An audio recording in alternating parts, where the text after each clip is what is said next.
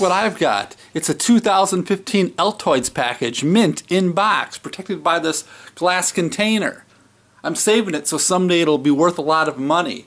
When I get old, I'll sell it on eBay and help pay for my retirement. Good plan, huh? Don't laugh at me. I bet it'll be worth a lot more money than that Star Wars The Force Awakens action figure you're keeping mint in box. Anyway, welcome to Beer and Coffee.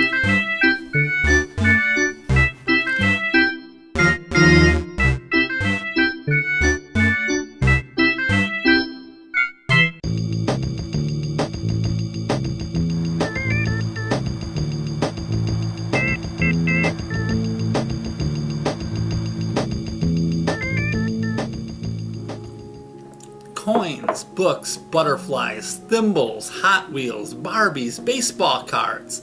These were the things that were collectible in my day. Nowadays it seems that, well, everything's a collectible. Well, not exactly. I did a Google search for spatula collecting and came up empty. It seems that no one collects spatulas. Yet you can find folks that collect things nowadays as odd as barbed wire, swizzle sticks, old cell phones, mouse pads, Cracker Jack toys, and even manhole covers. But why? Why collect? Is it for the investment? Is it to enhance your social life? To learn? To preserve the past? Or is it for just pure enjoyment? Whatever the reason it is that you collect, it's okay as long as you keep it in perspective. There's always a danger that it can turn into an obsession and you can become a hoarder. If it begins to affect your ability to function in everyday life, you may have a problem. You may have to call Dr. Phil. Or better yet, call somebody who can actually help. Look, if getting into your kitchen requires you moving like a mouse through a maze to get a hunk of cheese, if you have to perform the acts of a mountain climber, risking life and limb just to get that last Klondike bar, if your child goes without dinner just so you can get that last rare plush Mr. T doll, you might have a problem.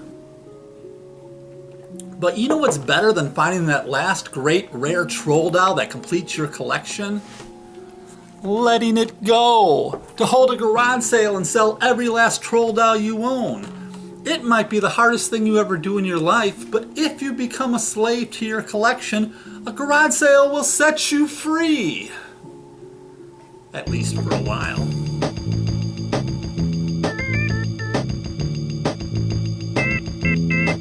Alright, now my thoughts on collectibles. I got a friend of mine, he collects a lot of stuff. A lot of old games, toys, all kinds of different stuff. But he uses it all. He plays with it all. So I don't think he's really kind of one of the wackos that buys things to think that in 20 or 30 years this might be worth $1 million. But I was cleaning out my basement the other day and I came across these hockey figurines. My brother-in-law gave me these like 15 years ago and I kind of pushed them away in the back somewhere. It's a Peter Forsberg for the Avalanche. I was actually online just now kind of looking up to see what something like this is worth, and he is worth some big dough. Ed Belfour here, not quite as... I'll get that in a minute. Ed Belfour, not quite as much. He's with the Stars here, not the Blackhawks, but it comes with a net and a water bottle and all kinds of stuff. And what is that noise? Ah! Well, looks like Peter Forsberg is not worth very much to me. So we're holding out hope that Ed Belfour here increases in value in the next few years.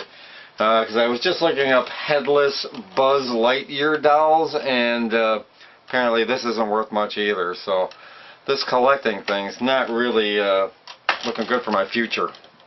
Yes, I'd like to make a few suggestions of people that decide to do collectibles. I would think that you might want to collect something really rare. Not stuff like autographs, pictures, even baseball cards and football cards nowadays aren't that rare. You might want to collect stuff like celebrities' toenails, celebrities' underpants, stuff like that. Okay, that was R-rated, and I apologize. I think the whole thing of people collecting stuff is just ridiculous. What do you get out of collecting other people's stuff? Not much. And what are those people so much better than you? No, they're people just like you. So if you go around saying, "Oh, I got so-and-so's autograph. Oh, Jeremy Renner, I love you." You know what I mean. So as far as collecting stuff, nah, I don't do it. Wouldn't think of it. And as far as I'm concerned, waste of time.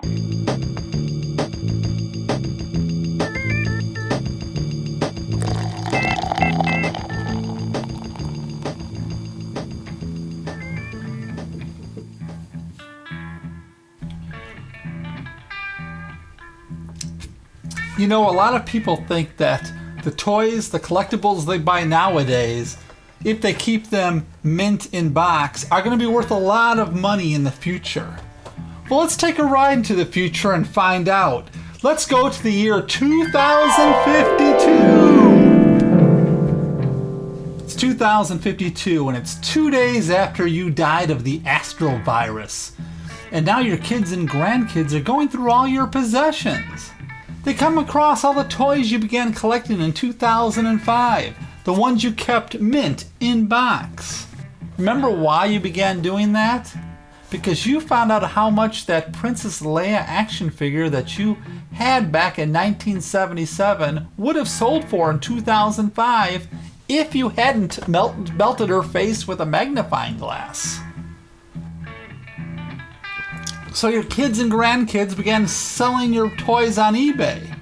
But they run into a problem.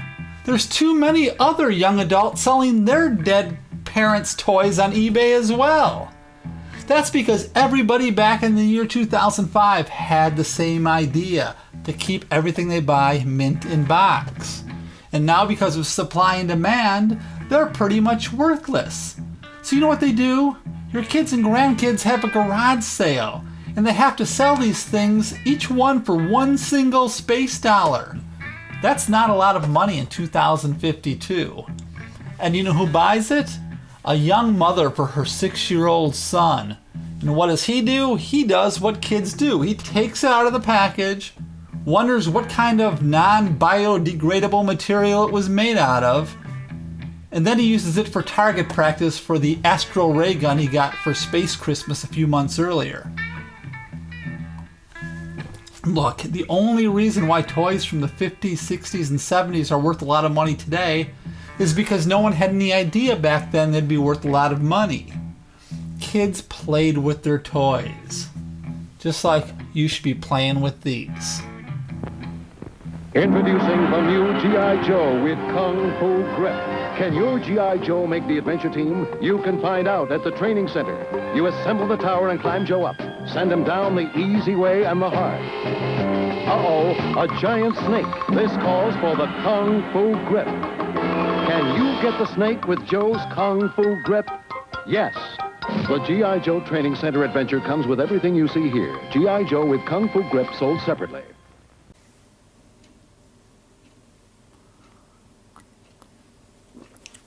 Thanks for watching the show. Next week's show will be about pets, so get your video cameras ready and send me a clip of what you think about pets. Are you a cat person or a dog person? Do you dislike owning pets? Do you own pets? Do you have a whole zoo in your house? Do you have some thought that I'm not even thinking about here that has to do with pets? Let me know. Let me know if you ever had a bad pet, a pet that's bit you, a pet that you had to get rid of for any reason. I want to know, and I want a whole section of 2,000 clips to put in the middle of my show. Well, not 2,000, that might get a little long. But next week, pets. Now, thank you for everyone who contributed to this week's show. I'll be back hopefully next week. Sorry about missing last week, okay? Bye.